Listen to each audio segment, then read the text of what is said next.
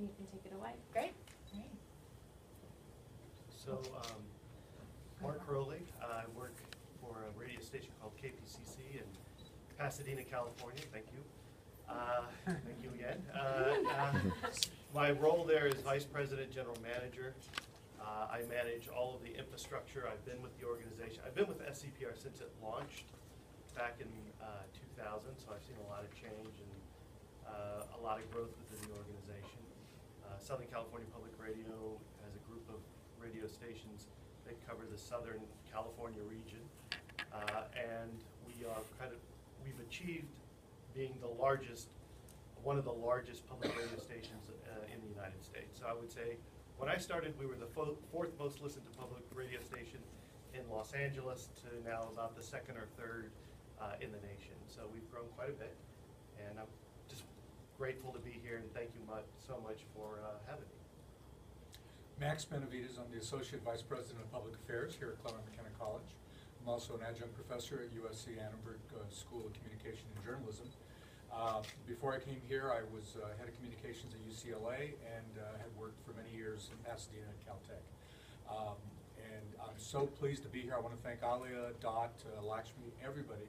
And I'm really happy to be on a panel with these three amazing people and look forward to today's back and forth and exchange. My name is Sarah Linton. I'm a junior at Claremont McKenna College, studying economics and government. And previously, I'm less expert than I think they are, just given my age. So I just got back from, CMC has a Washington, D.C. program where I just completed an internship with a political consulting PR media firm that really focused on digital media.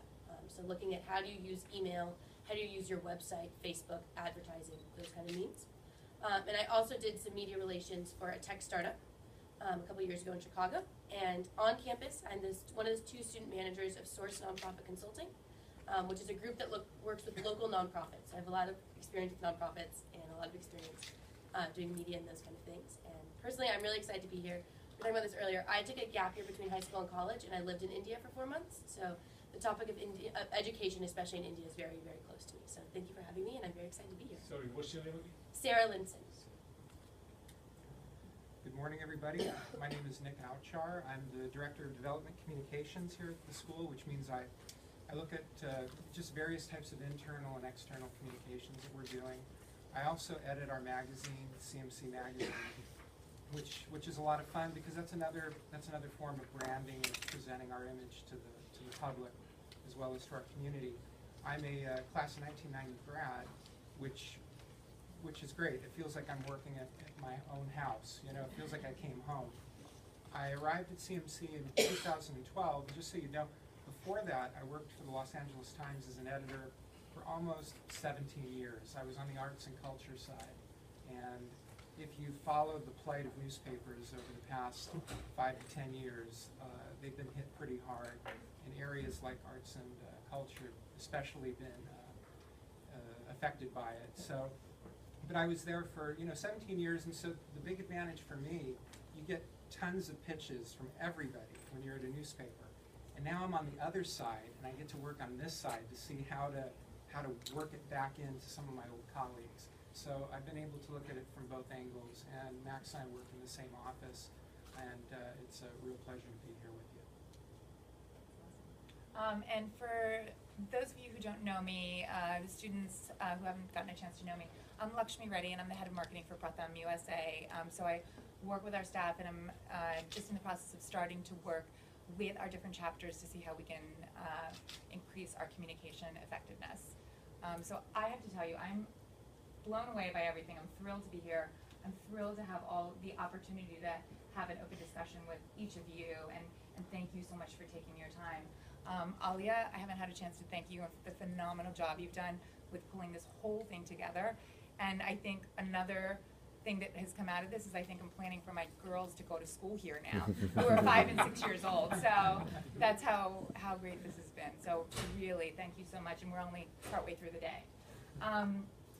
So I'm going to throw out, another question that I'm going to ask for you. So we'll do 30 to 40 minutes of just kind of us all jumping. I'm very casual. I just think there should be more of an interactive discussion, if that works for you guys. Sure. so maybe 30 to 40 minutes if I'm going to ask some questions that Ollie and I had spoken about.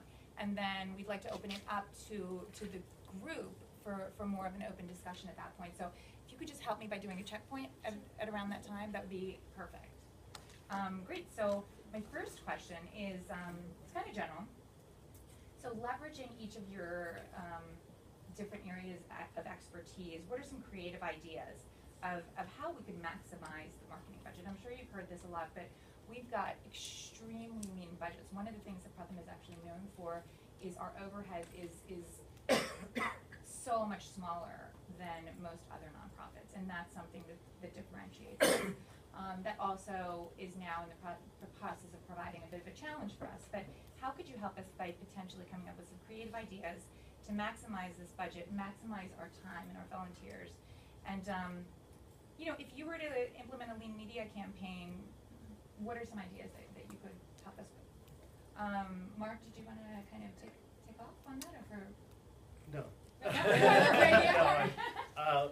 Sure. We have our marketing campaign. When budgets get tight year over year, the first thing we cut, right, is marketing, and that's just a ridiculous. It's always been a terrible thing to do. Can you have this speak on mic? Oh, absolutely. Sorry. Thank you. That would be much better. Hello. Person like me, hard of hearing, you know. No. Hello. Hello. Okay, I'm not really very technically aligned. Oh, apparently. Okay, here we go, Mark. There we go. Can you hear me? Perfect, thank you. Good. So, we find ourselves as a nonprofit organization. We too are challenged with tight budgets. We want to pour all of our money into our content, just as you want to pour all your money into providing the service that you provide, your public service. And so that is a challenge. So we've been creative. I think that it's a level playing field now that the internet has arrived many years ago. It's a level playing field about when it comes to outreach. And if you have very good writers and you're telling a very good story, I would hire a journalist. I would get one of the students from one of the schools of journalism, bring them in to talk about some of the testimonials that you have of success, from individuals who are across the country, around the world, telling the story of how you've achieved your goal. That will draw in people in an outreach sort of way. That will draw in people, like-minded people, who are more curious about what you're doing, the level of service you're providing, and the results. And I think that's done through social media. It's not 100% Facebook or Twitter, but you can angle it in a very inexpensive way. I know there's a company called WooBox, WOOBOX, that provides that will provide a contest online they win awards, or they'll win a trip somewhere, or you make an arrangement with them. It's fairly inexpensive, but what you gain out of it are like-minded people. You get emails. You get tons of emails. It's not that, and then you go through the conversion process of responding to those individuals. That's when the story comes in, telling the story. That's just one little snippet, but I don't want to say too much because I know my colleagues want to add on to it. But I would say social media component is huge for us. It's become huge for us. I'm sorry, I have one question. I Yes. didn't really get the thing on the WooBox. So WooBox, so you don't want to pay for doing a campaign or offering a prize for, hey, if you go to our website, there you can win a computer, you can win an iPad, you can win. So you draw people in just because they want to win something. But when they get there, then there's a message that's sitting there at your site. You draw them in, you pay for that service, and the service provides you all the emails of everyone who signed up. And that's just one small thing that we do. So it's basically lead generation, right? That's right, that's right. Max, do you have anything to add to that from your perspective? Yeah, I would. Here at Claremont McKenna College, we're often rated by the Princeton Review as the best run college in America. Part of that is that we're very tightly budgeted. So we are very lean as well. Just if you say you're lean, we're lean. And a lot of times, I think colleges, universities, like nonprofits, people don't often think of marketing and how important it actually is. And I guess the question that I would ask would be back to you is, what is your main message and who's your audience? Because unless we know your audience, we're not really going to know how to shape that marketing campaign. We do that, and that's how we move forward. We know, for example, like, you know, Nick is the executive editor of CMC Magazine. It goes to all our alumni. That audience is very, you know, clear, and we know, you know, what in general terms they're looking for, et cetera. But who is your main audience? I mean, I saw your website, very attractive, Pratham USA, very easy to navigate, et cetera. So you have that as a beginning point. I agree with Mark about social media. We use it a lot. We're on Instagram because our audience, and one of our most important audiences, are prospective students, basically 17 and 18-year-olds. So they're on Instagram, and you know, when I got here 3 years ago, it seemed like more were on Facebook of our current students. Now they left that and they went to Twitter, but Instagram is a big deal for us. But who's your audience? I mean, what, you know, who are you marketing to? And I think it'd be easier to try to answer the question. Anybody? Yes. Our audience is the first generation Indian Americans, and also the second generation also basically, that we would want them to provide funding for, you know, providing education to the underprivileged kids in India. You know, that's basically our audience is. We haven't had an opportunity yet to go after the non-Indian American population or communities yet. Basically, so far, and correct me guys, you know, I'm asking all the other presidents and the chapter team leaders if I'm wrong, because basically that's what we go after, you know. So that's what basically our main audience is, you know, the first generation Indian Americans, and then we're trying to attract the second generation and third generation Indian Americans like Lakshmi and some of the others. Well, that's very helpful, yeah. Okay. Denny? I agree with what Raj just said, that it's, you know, that's who we've been targeting so far. But in fact, there are thousands, if not millions, of other people in the United States who would be empathetic to the Pratham cause. And so there must be a way that we include them in our social media program. I mean, we would have to do that exactly. To actually take this one step further and to veer off just a little bit from the original questions, in your opinion, Max, as we try to actually broaden our message, do you have any tips of how to extend this? So traditionally, our marketing has been person-to-person word of mouth. Now we're looking at leveraging the media and leveraging marketing channels and leveraging social media and potentially broadening this audience. Do you have any thoughts on how to go about doing this?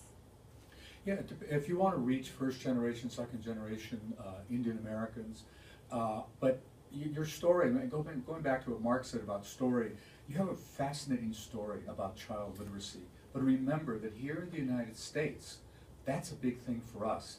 What impressed me this morning when I went on your website is that here is an organization from a country that we quote unquote will often refer to as underdeveloped, coming to a developed country and doing what you're doing. I think usually it's the United States goes somewhere with its organizations, and this is the flow's the other way. So I think you have a great story to tell. So I would find out what media your target audiences are interested in, and get this story to those folks. It's like people like Mark and the people that work at SCPR and other outlets like that around the country. This is definitely an NPR story.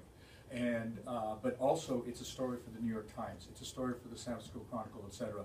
So, you know, I just think you have a great story. Like Mark was saying, you start from the content and the story, and your story is, that's what I thought today going to your website. Here, this organization came from India and now is here in the United States of America doing this work. That by itself is a great story because, you know, we have our own problems. So I'll stop there to give other folks a chance, but that would be one thing I would do is get that story out to those folks. We can talk a little more about the tactics, but just strategically, I think you've got a great story to tell. That's great. Sarah? I think both of them really touched on what's really important when you have such a low budget, which is sharing and social. And for any organization, and especially my understanding of Pratham USA, it's largely fundraising, which means people want to feel connected to the cause. People really want to have that personal connection. So looking at ways to get the message out without it being you, sharing, asking everyone in your chapter to send an email to all of their friends.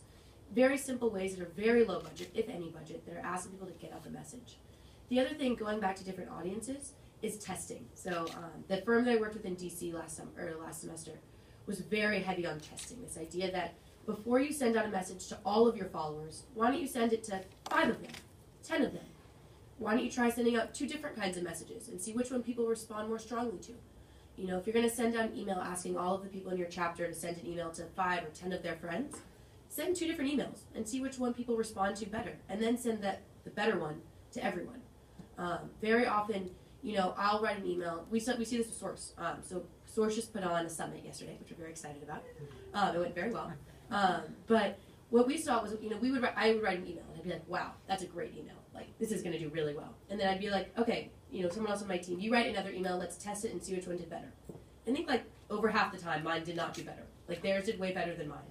And the problem is when you see it and when you write it, you think, oh, this is definitely going to be the best. But testing is so fundamental because you just don't necessarily know how the other audience thinks. And you don't necessarily know how they'll respond to a given message or, picture, copy, anything like that. So it's really important to test. And it's also important to engage your audience and make them really feel like they're part of your cause. And to do that is really the personal connections, which is where I think engaging the rest of your chapters really comes in. I have a question. Yeah. So we can do that with the audience we already know, but how do we get this out to audience we don't know? Yeah. So I think it depends, again, if you're trying to go drastically outside of the first or second generation Americans, it really becomes about coming up with a targeted image of who you're looking for. So something that we also did for Source when we were marketing our summit was we came up with what we called, it isn't a great term, but customer profiles. It's a thing that for-profit firms do a lot. So we built an idea of, okay, who is this person? What do they like? So in our case, it was nonprofits that we weren't already working with. Okay, so what were they like? It's nonprofits. It's someone in the Claremont area who hasn't been engaged with us. It's someone who is most likely between, in this age range. Again, lives in the Claremont geographic area. We're going to make some assumptions about their interests, and then we're going to try to find ways to market to that. So what's really important is it's very easy to say, oh, we want to broaden our message. Oh, we just want to get the message out there. You need to have a very targeted idea of who you're going after in that second, in that expansion. It can't just be anyone. There are certain people who are going to be more receptive to the Pratham message. And it's about figuring out who those people are and how you can find them.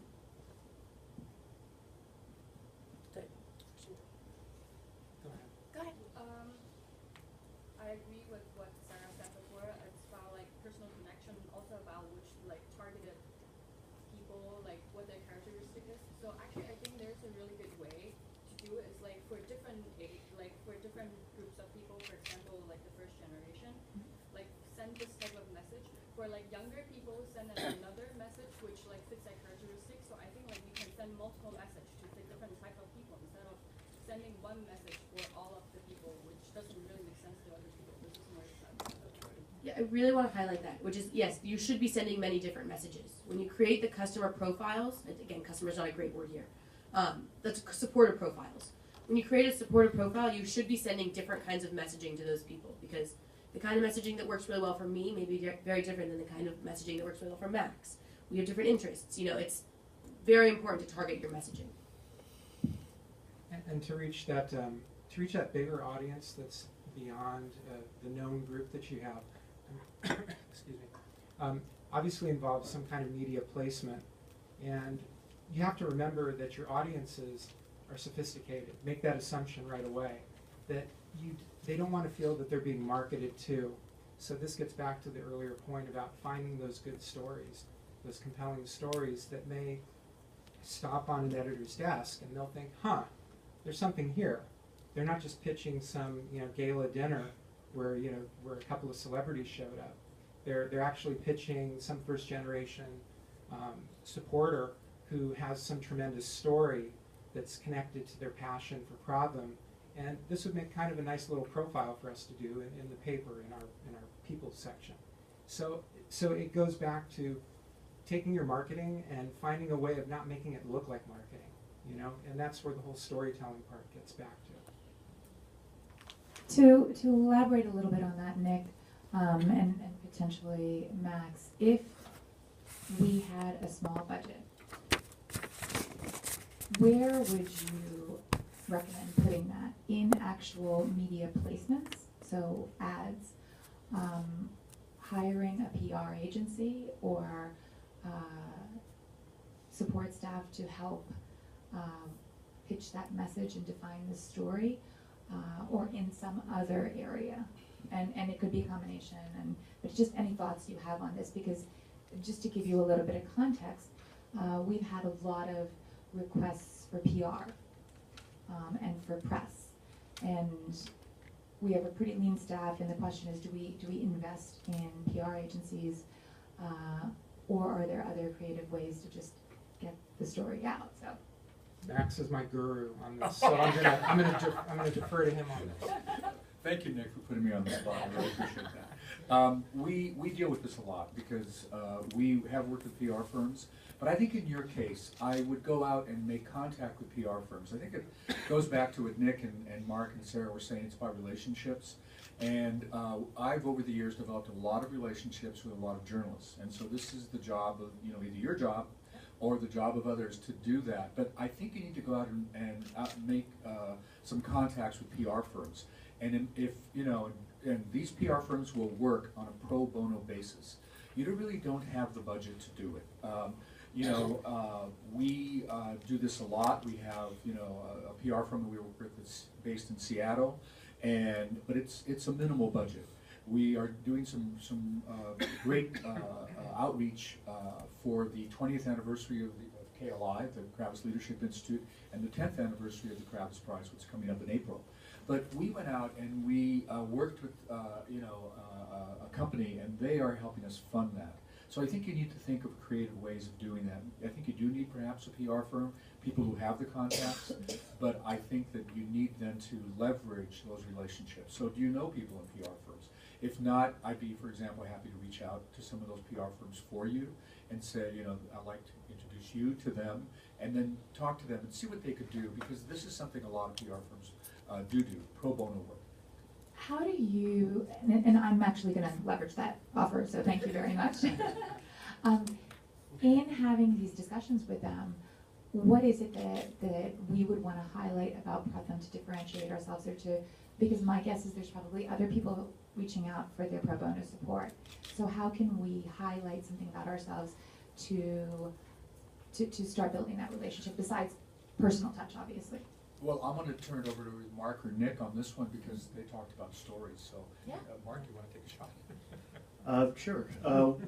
We work with a firm, a very small firm, of one person who happens to be brilliant at marketing and PR, and she's been helpful. We've worked with larger firms before. We have found ourselves in the press. You know, being in the press isn't necessarily a good thing sometimes, right? I mean, we've all read about that. And I think that going the PR route is a quick and easy way to go. It's expensive unless you get pro bono. If you get pro bono, you're an afterthought, and they're gonna give you what they can. But let's face it, they're more in the business of making money. So I think that you can do that, and if you have the money, I think it's money well spent. Which we don't. So one of the other things you can think about doing is something we've done before in the past, and we do during our pledge drives, is we partner with other nonprofit organizations that aren't necessarily doing what we're doing. So there might be a food bank that's that's providing meals to the homeless in downtown Los Angeles. We've had quite a bit of fires here in Southern California. There's a nonprofit that's planting trees, and so we're building associations with them. A premium might be buy meals for, give a donation to KPCC, and then you're buying X number of meals for the homeless. Plus, we end up building a partnership with them, and we share our information. So we'll share our lists, and they happen to be, so I would look for nonprofits that are doing very similar things in the education arena, And I would say, look, we have a list of, our list is about, it's well over 1 million, as far as connections go. But our membership is in the 60,000 range. Our listener base is about 700,000. But what we have on, so we have a fairly large, formidable list of contacts of like-minded people who are also interested in education, who are also interested in transportation or healthcare, and we can work with those nonprofits and share the list there, and that's outreach. So you can gain economies of scale. You can partner on a lot of the back end resources. There are smart people in these other nonprofits who might be willing to help you out as you develop and you grow and increase your footprint here. And so I would look to the other institutions that are out there that you could partner with in some way, and that might even be in an event. Events are a very powerful thing, especially if you have national events and you can really pull them off.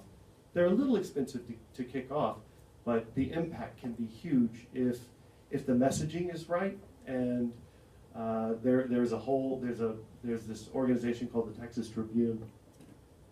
They're an online news organization in Texas, but they make their money by these events. So they do the State of the State of Texas, where they have the governor come in and the state legislatures come in to talk about education, transportation, all those things that are important. It's not like you couldn't do the same thing, or we couldn't do the same thing and partner with other nonprofits. So, and we're doing that today.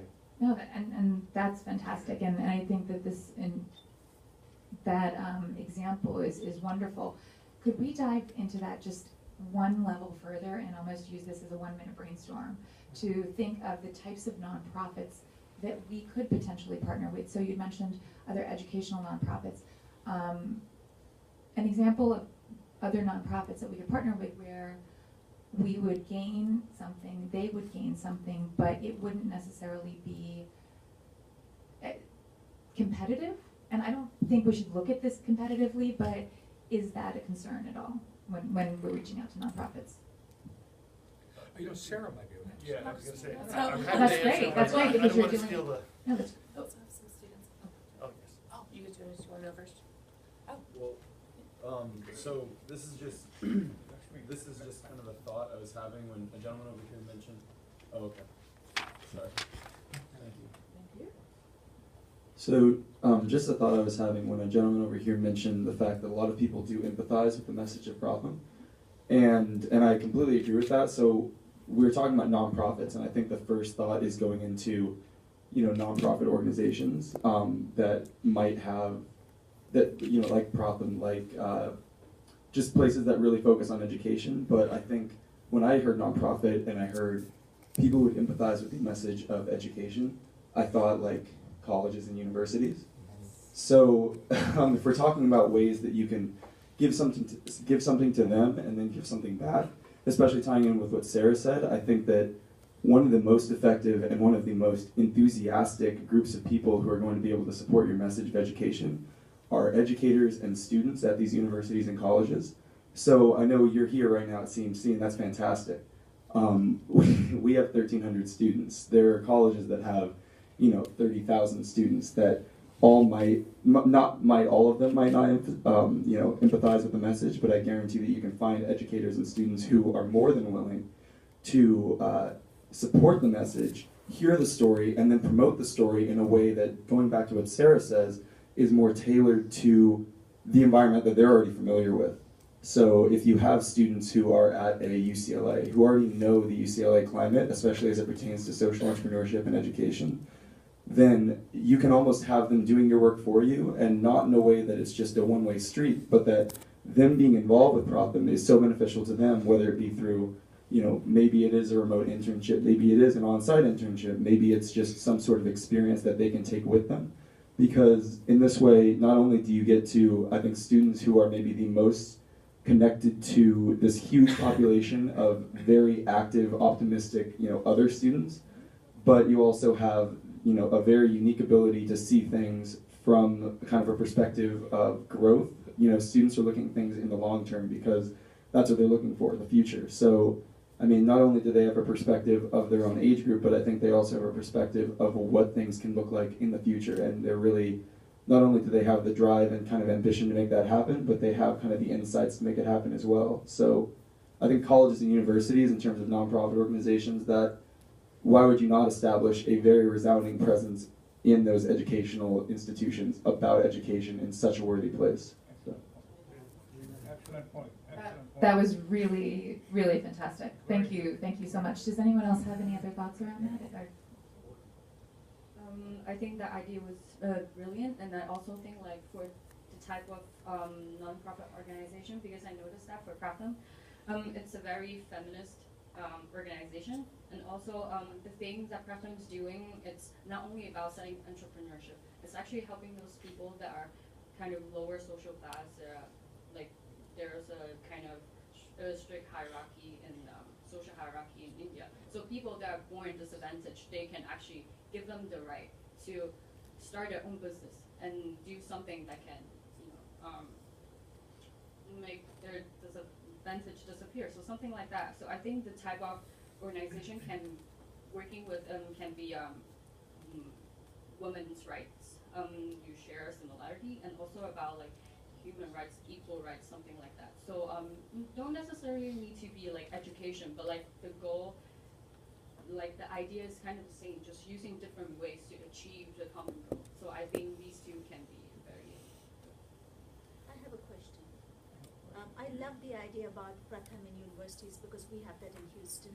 We have it in University of Houston as well as Rice and I think UT. But how do we reach out to other universities? Because we thought once one university starts it, the others would, but they haven't. So we just have it at a couple of universities. We have it at Washington University because a Houstonian went there to school. But how do we get other universities involved? Let's ask actually the panelists, just because we only have about 15 minutes left. I want to make sure that the panelists have enough time to talk. We do have to be out of this room at 11:20 at the latest to get to lunch. So let's get back to the panelists. I have ideas about that we can talk You'll have about. more time to ask the students questions over lunch.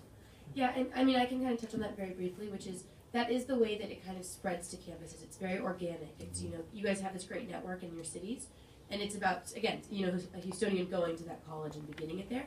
So I think that's where, again, the messaging comes in. And so that's where I say this a lot with a lot of our source work. People want to be asked to do more. And a lot of people in your networks, they want to be asked to do more. And what I mean by that is reaching out, you said a lot of your audience currently is first generation Indian Americans. Reaching out to them and asking them to get their children involved. Say, bring your child to this event. Bring your, I think universities are fantastic, and I think that's a great start, but also high schools are great. I was a very involved high schooler. I was running a nonprofit in high school. Like, there are a lot of your audience's children might be very interested in running chapters at their high school, and then they'll carry that with them to college. And that's just the way it spreads, in that way, that organic way, and it can take time, but asking. And I think that's just something that kind of gets left behind. You can be very explicit in this way. Say, we want to get a college program started. Like, do you have a college-age child? Bring them to this event. Like, and have it be a fun event, and the college students will get involved and get. I love the mission of Pratham, and I think that there's so many students who really buy into the mission, and hosting those kind of events, letting them connect in some way. If you can bring someone who's been a recipient of the program, if you can have videos, photos, that's how you get it spread to more colleges, I think. So each of you has, or each of your chapters has its own web page, right? You have your own location on the web, right?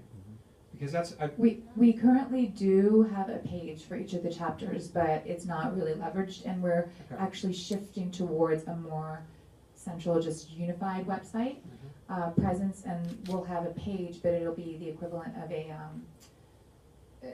almost a CrowdRise page, or a page just to start your own campaigns for each individual chapter. But is there a way to have something that each chapter would kind of maintain itself to reflect its own unique personality? So in that part? We've attempted to do that, and that's what's been in the past, but it hasn't been touched or updated by 90% of our chapters. The individual pages. Okay, so that was the thing I just wanted to share, because I was thinking, what could I possibly present during this time? And mine is more the practical nuts and bolts idea of your web presence.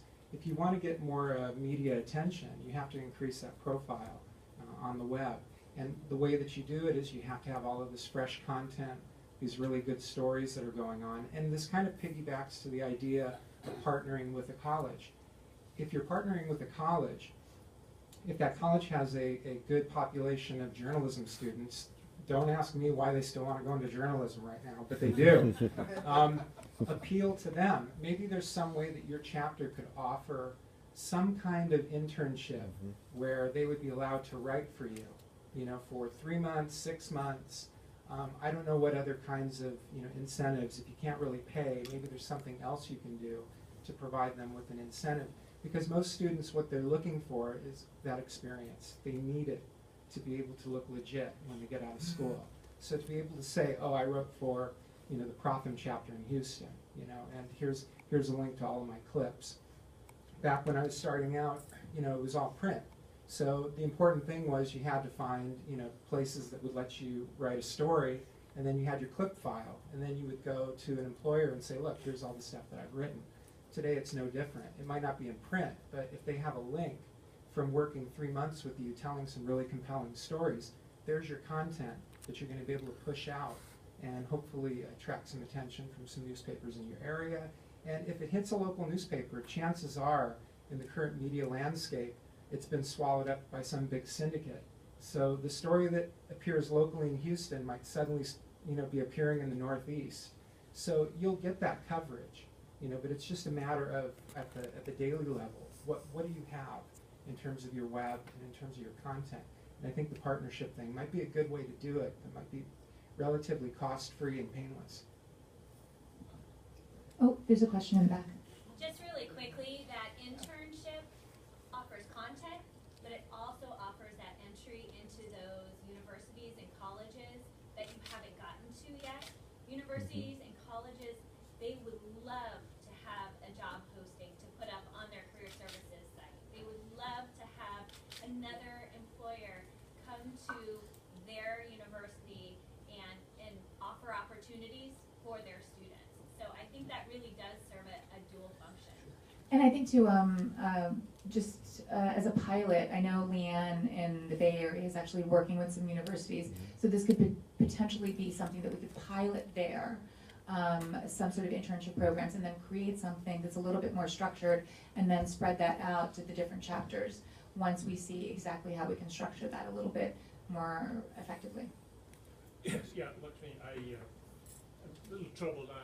You know, I think a lot of good stuff coming out of here, but my sense is it's targeted towards a larger mass market.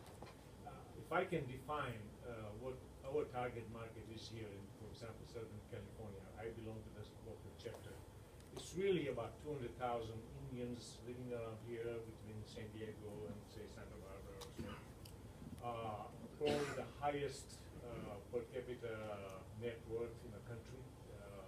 You have high net worth individuals, you have a lot of doctors, dentists, accountants. Those are really our target markets for now. Yeah, I think at some point, you know, we want to expand to the, you know, colleges and universities and make them larger, make them more aware. But how do we message and how do we target, especially the professionals, the doctors, the dentists, the accountants, the lawyers, small business, small and middle enterprise owners. You know, I would also admit that Indians are not the greatest givers in this world. I mean, they have a lot of money. They're very, very discriminating in terms of where they give. So I think that's the point that was made here earlier that, you know, devise a story. I think we have an excellent story, and I think we can contextualize to what we are doing in this context. I don't know, we know our audience, okay? We haven't actually, we don't know them by names. So what would be your suggestion as to how we can target a small group of people, high net worth individuals that are capable of giving $25,000 and up annually, and then people, professional levels who are probably anywhere from $5,000 to $25,000. I would say that it comes down to database. You know, you said you don't know them by name. Well, then you need to build your database. How do you build that database? What I'm hearing a lot, and Sarah touched on this, was there has to be a way of identifying your audiences, then prioritizing your audiences. And it sounds like from what you're saying that your audience, your main audience, are these high net worth professionals, you know, who are working in, you know, as dentists, doctors, etc. If that's one message. As Sarah was saying, that's one message with a certain type of content. They are the low-hanging fruits. Yeah, but you need the database. If you don't have, like, you know, as Mark at SCPR has, you probably have 1 million names in your database, I would imagine.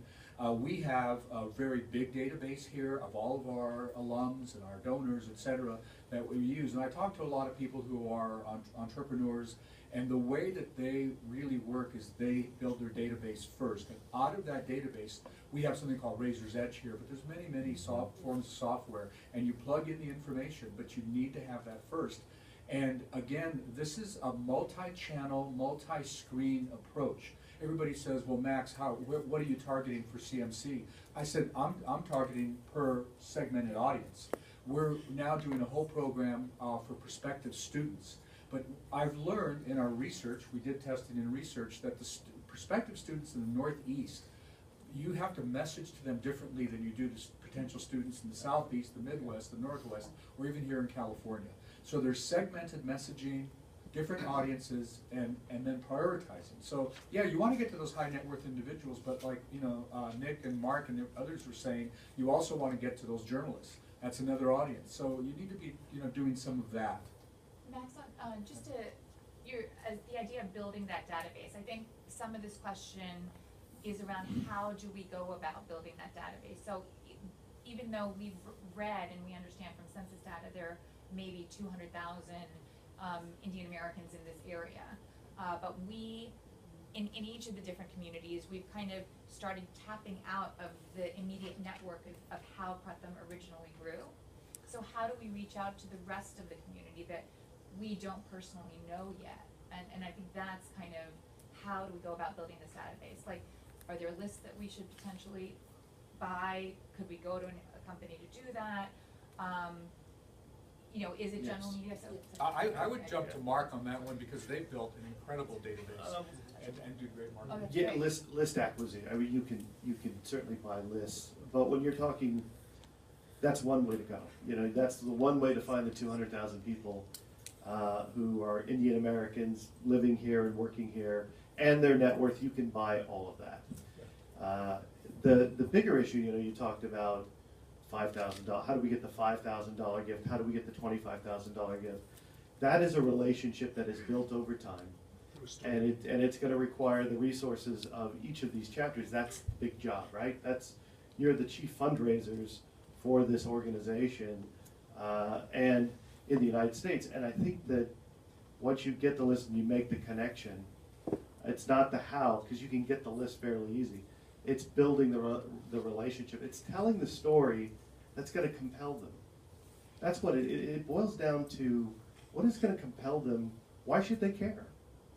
And what, you know, what's the why in it? Again, And is there a resource that's available for us to build a database? Sure, sure. Yeah. That's low hanging fruit. I mean, you can acquire lists. We have people who do it all the time, and you can share lists with other nonprofits, etc. Yeah, and another thing on that point, so last semester I mentioned I was working for a political consulting firm. So one of the big things which was very exciting was we were working on all of the big Senate races. And the biggest thing for any political campaign is let's build this list. They want to be emailing everyone humanly possible. And there's been a huge push in nonprofits and in the political world for this list building activity. And it's one option is acquiring, but more preferably is getting it organically. And what that is coming up with something that you want people to give you their email for. So, example, the Human Rights Campaign, which is a nonprofit that focuses on all kinds of equality, did a petition to the U.S. government, and it was a petition on, I don't remember at this point, but it was some bill. And it was sign your name on this petition. And I signed my name because I completely agreed with the bill that I've now forgotten. But the point was they have my email, and I emailed all the time, every day. I get a lot of emails from them because I signed that petition because it was something I believed in. And so the question is, what's something in your community, what's something that's happening nationally or locally that you can get a petition around, or you can get people to sign up for that really buys into your cause? Is it sign, a petition to the city council on education for all students in the area. I don't know. Is it, petition for scholarship for Indian Americans to attend, these universities? Whatever it is, find something in your community that people can relate to. And you can do that nationally, but also important is locally. That people will sign a petition and give you their email and their information on, because then they're already bought into your mission. I was already bought into the Human Rights Campaign mission. I believe in that mission, and I don't mind getting their emails because I believe in it. And that's what's going to stop you. The one issue that I saw with political campaigns, when you buy lists, which is a great way to go for many reasons, is though that you're going to get really high unsubscribe rates. So you're sending emails to people who don't know you, and they didn't really want to be contacted by you, to be honest. And I get those emails a lot, and I just unsubscribe from them. But if you start with something they buy into, then they will follow and they will continue to, want your information. That was wonderful. I think we are out of time. One question. Let's do one I have a question, question and too then maybe for Bart. we'll have time for one question in the back, and then maybe just a couple seconds of closing remarks from each of the panelists. So one thing that there's this notion that only Indian Americans we're targeting, not necessarily, because this cost is very, very appealing, and there's a lot of as Indian economy is getting better, there's also a lot of connection that need to happen between US and India. So even the mainstream people are the Indian government has now opened up on arrival visa and all. They've made the travel to India very, very easy. Is there a way to appeal to a broader community who are giving, so somebody said that the concept of Indians giving is not that there, right? Only high net worth individuals have been giving. But if you really take a look at it, if you can somehow figure out a way to send the Pratham brand across all, especially the question to you is, does it make sense for us to advertise in the radio? Good question. Certainly, if you want to build outreach about what your organization is about. So getting into the print media or on the air, on radio, is a fine way to deliver a message. To say, if you're going to do an underwriting spot, come to our website. It doesn't hurt, and you'll hit a lot of people. But you're going to spend a lot of money nationally because you're a national organization, and I think you're going to, you would, for example, you would buy underwriting through National Public Radio, which would end up on all the various 900 plus affiliates, and that's going to cost. It's still, even though it's public radio, it's still going to cost. But for an awareness, building an awareness about your organization to that constituency, who happens to have listeners who donate to causes, is actually a pretty powerful tool. So NPR being a not-for-profit organization themselves, do they work any different with the non-profit as opposed to a for-profit business? You mean as far as discounts and all of that sort of thing? Yes. Check my mind. Well, I can't speak for National Public Radio, but Southern California Public Radio has a non-profit discount rate that's different than, I have a question. Actually, Raj, could you just write down your question, just because We'll we talk are after. running short on time. Oh, absolutely. Thank you. Do any of the panelists have any final words to say? I would just want to say one thing very quickly. I think each chapter should have a very small communications advisory group, where you go out and you get somebody who's a journalist. Like, let's say if you were here in LA, you'd ask, Nick Oucher to be on that committee, or but a small group. I'm just using you as an example. I know how busy you are. But I'm just saying, have a small communications advisory group. People who understand all this, people who understand how National Public Radio works, etc. So this group, and you can generate the ideas because you can see that it's a broad-based campaign that you're embarking on. It isn't just a one-shot, one-off. It's a. What I always say to people is, it's never ending. It's like fundraising. It's never ending. You're always communicating, etc. So that's my final comment. I don't know if anybody else has one. I think that the only thing I just want to just go back to is this idea of networks and community. And I'm actually fairly connected to the Indian American community in San Diego, where I'm from. And it's all about networks. All the people I know in this community, it's all about your family, your networks, people you know, and that's something that as an organization you can really take advantage of in terms of getting people to share, getting people to give. There's a lot of ways you can do this, and I can talk more about this individually later, but you have a natural born community that likes to connect, and you can really take advantage of that. And I was just going to say, I was thinking when the gentleman was talking about Southern California. So when I worked at the LA Times, I think at its high point, we had a circulation of about 1.1 million. And so today, I work on CMC Magazine, and I would say our circulation is about 20,000. So whether it's 1.1 million or 20,000, I still think that the content has to be, of your each individual site or page, however you develop it, still has to be at a certain quality level. It doesn't matter whether you're looking outside your community or you're staying within. Because once you assemble all of those lists of mailings to reach out to people, what are they going to find when they come to your site? You want them to find something that's going to really inspire them. And also, just one other thing in parting, in addition to reaching out to all of those people to look at what you're doing, among the chapters, it's a good thing if you can start sending links to each other about what each other is doing, so that you're working at this cohesively as one unit and recognizing what somebody's doing in one part of the country versus what somebody's doing in another. It might lead to some internal partnerships that could be very profitable and rewarding. I think we've run out of time, so thank you very much for having us. Thank you so much.